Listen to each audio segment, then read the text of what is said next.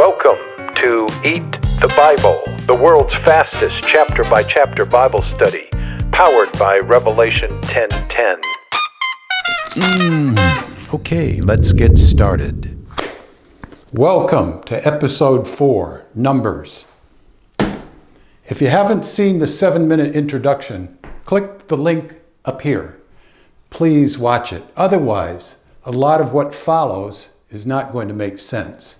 Meanwhile, a 1-minute recap. We're tracking 4 threads. All begin with the letter S. The first thread that weaves its way throughout the Bible is sacrifice, blood sacrifice. The second thread, Satan, the second smartest entity in the universe, always hovering, extremely dangerous. His ability to plant thoughts in your head is a game changer because it alters your perception of reality. The third thread, script.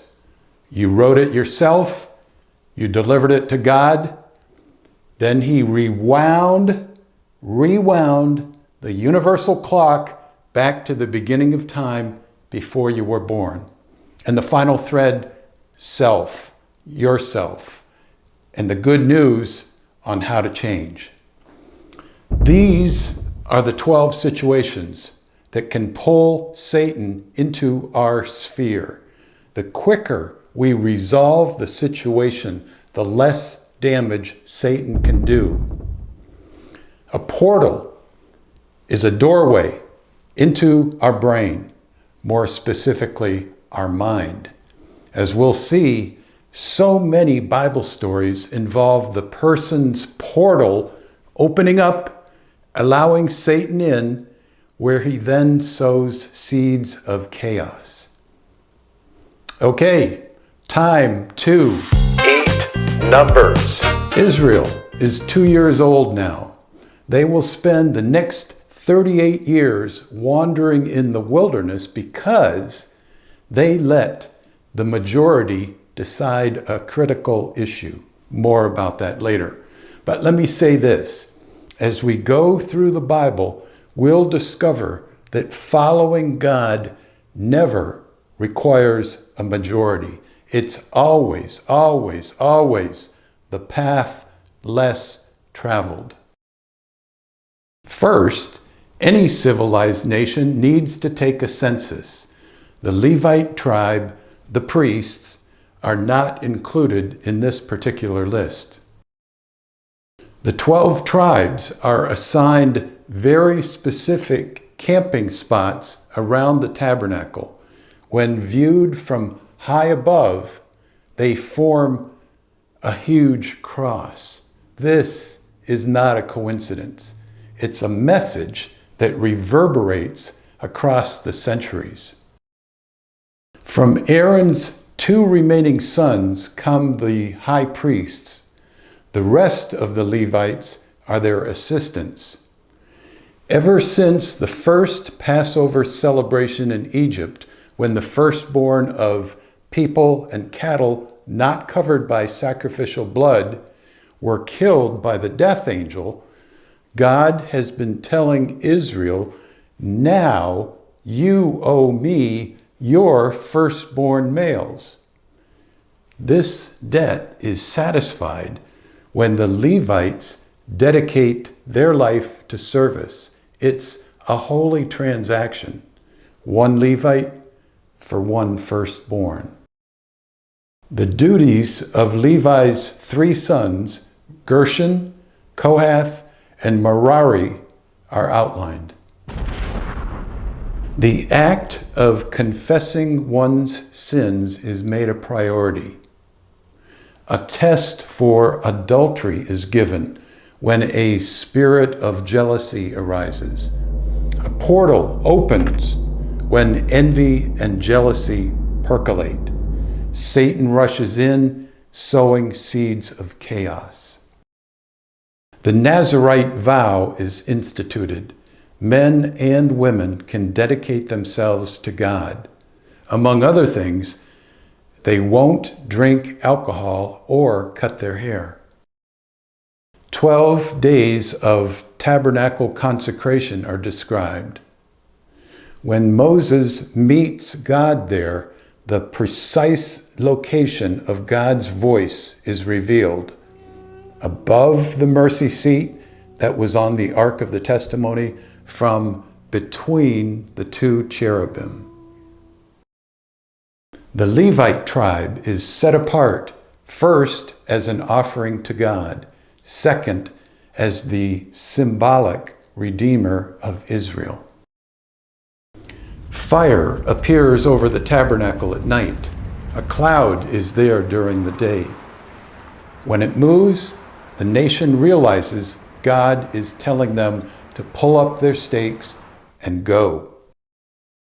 2 silver trumpets are made to sound out alarms. Finally, after 2 years of intense preparation at the base of Mount Sinai, which, by the way, is Mount Laws in modern-day northwest Saudi Arabia, note the blackened top, after 2 years, the glory cloud moves. Off into the wilderness, 2 million Jews go. Just 3 days in, Satan seizes upon their complaints about life being rough. Anger opens portals. Fortunately, Moses acts quickly by venting to God, and voila, any rebellion is nipped in the bud. God tells Moses to appoint 70 elders to help share the load. God next sends quail for them to eat, piled 3 feet deep on the ground. The Jews act like they're on a free shopping spree, gorging themselves.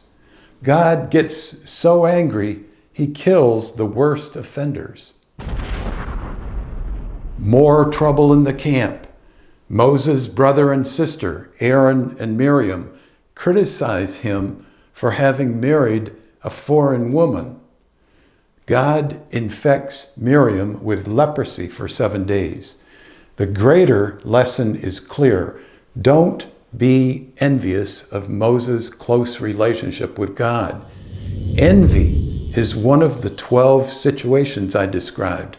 Satan smelled it and ran through the open portal.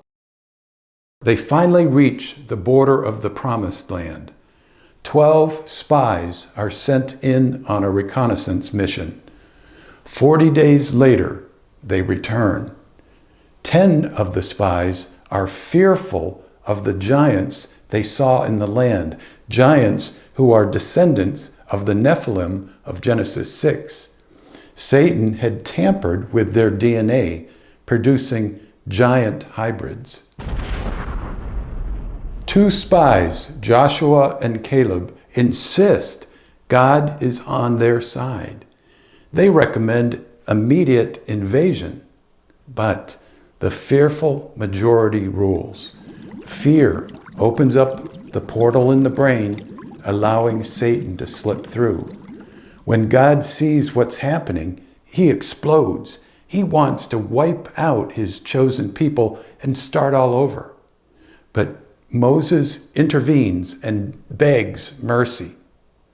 Finally, God relents and pardons them. That's Moses' terminology. Because they did not trust, God reads their script, their future, going forward. He says to them that they are going to wander in the wilderness for 38 years until everyone 20 and older dies off. This tragic event is so important in their history. Psalm 95 calls it the provocation.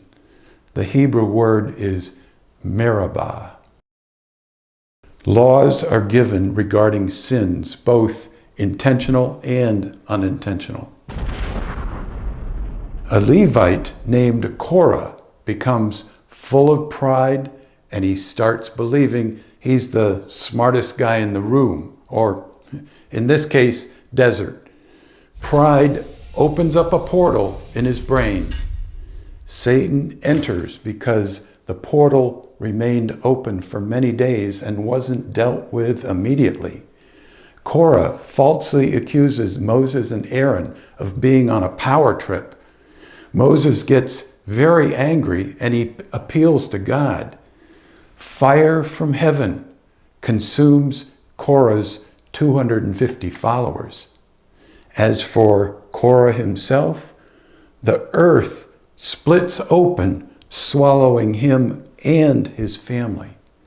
Another 14,700 are killed the next day when they protest against God's drastic measures. Accelerated time is on display when Aaron's wooden staff blooms into a live almond tree within 12 hours. By the way, time dilation is a property of Einstein's theory of general relativity. It's seen when something moves close to the speed of light. Now, since God is light, it's no big thing for him to make time act strange. More duties of the priests and their assistants are listed. A person becomes unclean when they touch a dead person. This particular law specifies how they can become clean again. As they wander in the wilderness, they run out of water. They start complaining. Their anger mounts to a feverish pitch. In rushes Satan through thousands of unlocked portals, including Moses. So, when God tells Moses to talk to a specific rock and command it to produce water, instead, Moses lashes out in anger and smashes the rock with his hiking pole. God punishes Moses for falling under the influence of Satan. Now he won't be able to enter the promised land. All those years of pursuing God and having only failed twice.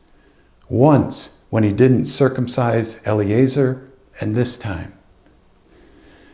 Meanwhile, Edom refuses to let Israel pass through their land. Aaron and Miriam die.